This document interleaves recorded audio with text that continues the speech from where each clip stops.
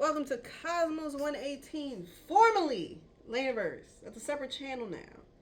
And this is my second video. I'm trying to keep this bitch under 15 minutes. The other two, they were each 20. I just threw them away. Why not? I am talking about the delineation that is happening with my channels, the purpose of this one, what I'm doing. Yeah, that's pretty much it. Right now, I am in Maryland. I'm supposed to be back out the country, but in the realm of spiritual growth and overall growth, as I wanted to spend extended time with my parents before I go out traveling the world for the next year. But clearly, this has led to my skin getting so fucked up because these motherfuckers are repressed. And tapping into this energy is garbage. Which leads us to one of my products. Laid Back Master Laniverse is my Decolonization Memoir. I have a Day Zero edition. There's a full edition coming out on December 22nd, 2025. The beginning of Capricorn season, because in bad we trust. That's gonna be. I'm making merch. Don't worry. Don't be a fucking thief, scavengers. But I have the Day Zero edition, which includes 3 chapters. And on the publishing day, you'll get the audio and the invitation to the live virtual workshop on decolonizing and creative mastery. If you miss it, you can get the replay. But once the publishing date hits, you gotta pay for that. You gotta pay for a bundle, or separate, whatever you want. Whatever you want, baby. But the delineation I made is Laniverse is my identity. It's who I am. My thought process was, let me invite you into my world. I'm doing all these different art forms. I'm turning everything into art. And that's not how things are meant to be.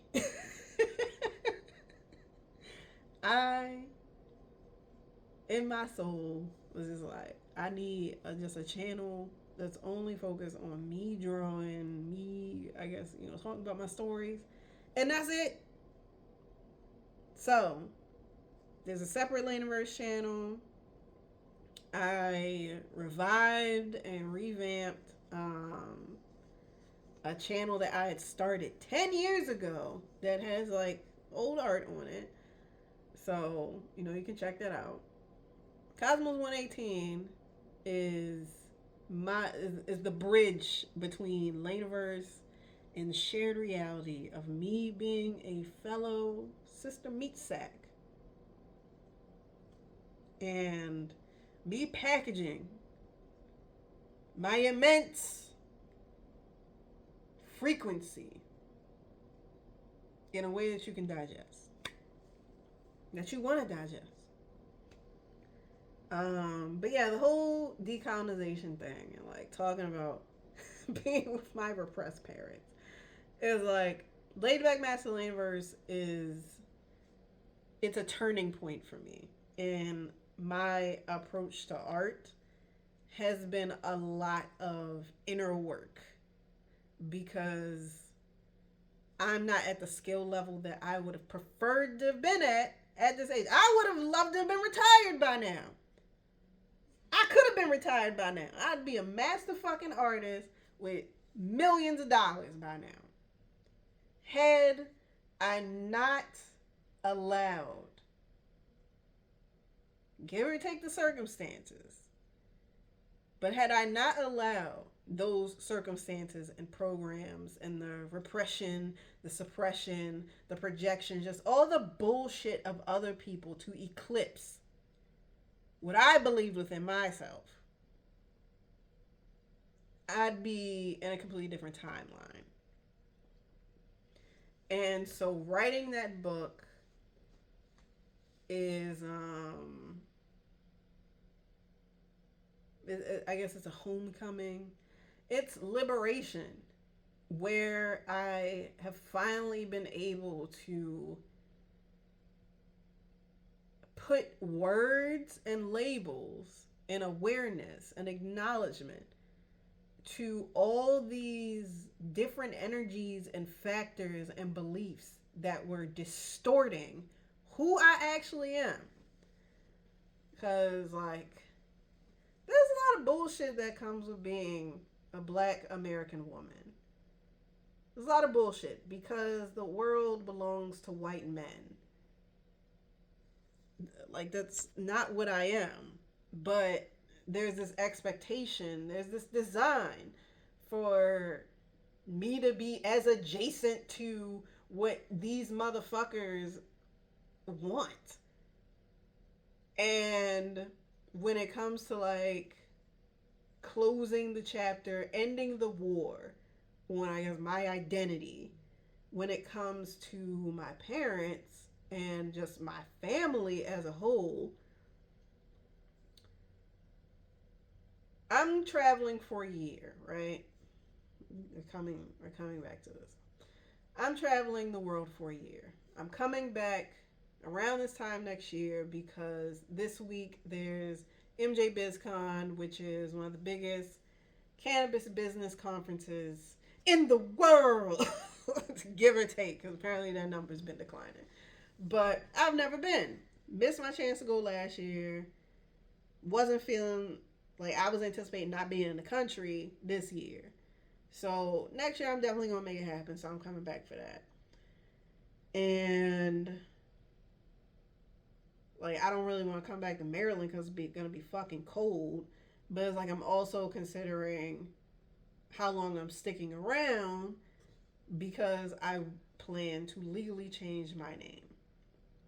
I'm legally changing my name. It's not even just a plan. It's happening.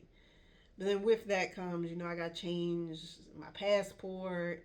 That process takes minimum 30 days because in Maryland, you got to wait to see if anybody has an objection or whatever the fuck. But, and then give or take how long it takes, if the court wants to have a hearing, I'm looking at about 60 days plus another 30 days of changing all my documentation, like my passport, my license, all this shit. My bank accounts, all this shit. I gotta do all that. So that's potentially a 90-day process. I don't think I have to be in Maryland the entire time. So I'm making a mental note of that. But just as far as like the decolonization aspect is circling back to parents, family, everything. My name is Elena Dorsey. I am changing it and I go by Bast Milena Maestra. Last name may not be Maestra, that's like a placeholder until I find out like my African lineage, and then I'm gonna choose an African name, or I'm gonna go to whatever country, maybe they'll give me a name, whatever. And that will be my last name. But ultimately, it's of my choice. The name that I was given was so that no one would know what my race is. Like, I was being raised to play this game of denying myself. Like even the last name Dorsey in Maryland, that is the largest, or one, it was the largest or one of the largest slave plantation families in Maryland. Dorsey. And especially on my father's side of the family, where the name comes from, they were sharecroppers. Maybe my great-great-grandmother and great-grandmother, they were maids for white people. So the generation before that, sharecroppers. And then, I guess naturally, the generation before that, slaves. I don't want no slave master last name. And I don't want no name that's supposedly racially ambiguous so that you're not offended by my existence. Motherfuckers will mispronounce my name anyway, so it don't even fucking matter. Um, and just the having a childhood of the narcissistic upbringing, the emotional, psychological abuse, the threat of physical abuse and intimidation and fear, and just the bigger picture of black families raising their children basically like how our ancestors were treated on plantations, and how that's passed down and treated as normal in our culture, amongst other things like COSMOS-118 is, we have Laniverse universe. When we talk about divine, godly entities, I don't like using the term God. It's not my preference to use the term God because it's heavily from Abrahamic religions. There's a lot of baggage with it. And it also emphasizes this entity that I am inferior to and I'm supposed to be submitting to and worshiping. And fuck that, because I ain't never been on that shit. But once again, colonization wise, Christianity was used to colonize my people. Many of whom will not, especially my parents who are Christian, and most of my family subscribe to Christianity, and even people I know won't veer that far from it. When, as Africans, I'm into African spirituality or West African spirituality because that's primarily where slaves were purchased and extracted from, and kidnapped from. I am somebody who goes to the roots of things. And even, I guess I just don't do like the whole entity thing. I'm drawn to Taoism and like Buddhism because it's like, yeah, there's a primordial force, but there's no hierarchy or separation. We're a part of the whole as much as we are we're a part of the whole, and we're individualized. So we are one with this power. So COSMOS-118 is emphasizing my connection with source, with the cosmos, and that in that all is one, one is all, I've made my own cosmos. So when we get back to the subject of laid back master Laniverse, it's kind of me coming out as I don't subscribe to all these beliefs that were forced into me for most of my life that I've been at war with, that ultimately disrupted my ability to create. Because, if you've dealt with trauma, unresolved issues, when you're at rest, that's when all the shit comes to the surface. And you can be distracted, but for so long. So when I'm doing art, when most artists are arting, you got the flow state, you're at your level. And in my case, and potentially others' cases, it's when all these issues would come up. So I started associating. I didn't want to draw as much because then all these unresolved issues are coming up. And with the help that I did have when I was trying to go, like I was even programmed and like shame. There was just like a lot of internalized shame, because then there was shame around going to therapy that I had to deal with, and maintaining going to therapy. And it's just like all these things that I was shamed about that were integral to me being myself impeded me from executing on all the things that I wanted to do, because me even wanting to do things on my own was shamed. Like, and then to make it even crazier, being gaslit that I didn't experience these things, and my experience is being denied and dismiss, or you're too distracted, or this is overbearing. And it's just like, this is the space for me to address the layers of all this. Particularly, my audience is unconventional Black women. You know, if you're a fan, maybe it'll help.